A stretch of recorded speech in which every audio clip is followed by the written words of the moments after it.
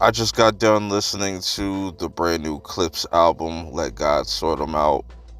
Man, the long awaited. A lot of people didn't expect to ever get a new Clipse album, especially in not no 2025. So, that's really dope. You know what I'm saying? To see No Malice pop up on this, you know what I'm saying? And seeing Pusha T and his growth over the years, you know what I'm saying? Him just getting better as a lyricist, even though it's all just like coke bars and stuff like that, but it's still smooth. So going into this, there's a lot of anticipation, a lot of controversy going in, really dope rollout, really good single tracks, like starting off with Ace Trumpets. That was a really good first track to put out for this. And then So Be It, which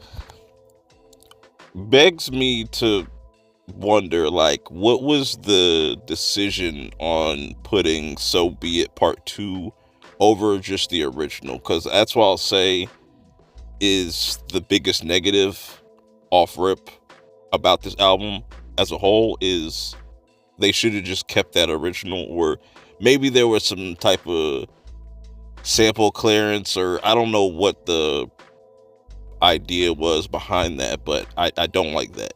That kind of ruins a little bit of the flow of the album for me. But overall, this album is perfect, minus just that little change that they put. If they would have just kept that, if that was the original, this would be a 10 out of 10 album. The production, really solid all the way through. Pharrell just does not disappoint, even coming strong with a lot of background vocals and just hooks and stuff all the way through this. Just vintage Pharrell, vintage Clipse sounds, and just bringing things up to modern day. And seeing just No Malice on this is just really dope, because he's really going to be the standout and the highlight, and just brings a completely different perspective compared to somebody like Pusha T, where and that's what makes this really dope, because No Malice went on this, like, you know what I'm saying, he found God, and kudos to him for doing that.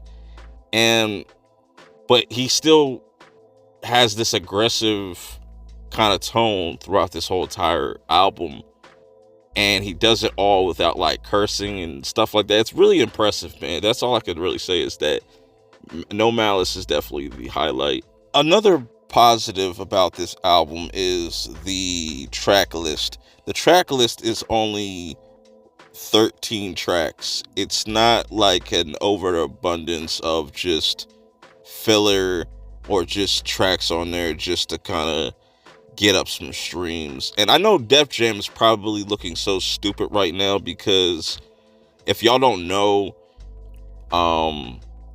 they had to get this album out due to some circumstances because of the label and the whole Drake suing situation. They don't want any blowback from that.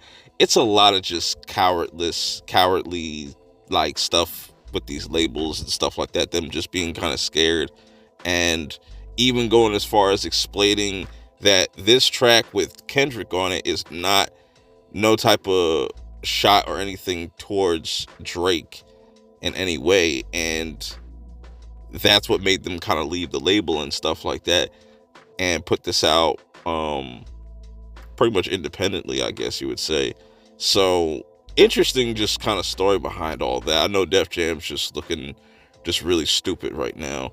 But yeah, this was a fantastic album.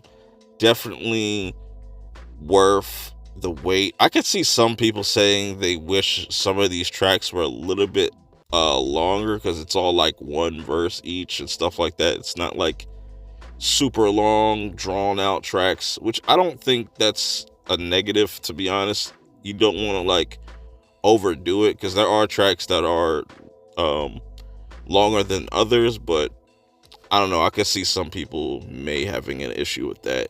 But solid album. Let me know what you guys feel about it in the comments below. What are some of your favorite tracks? Give me your top 5. How does this hold up? Was this worth the wait? Was it buns? Let me know. Till next time, I will see y'all in the next one. Peace.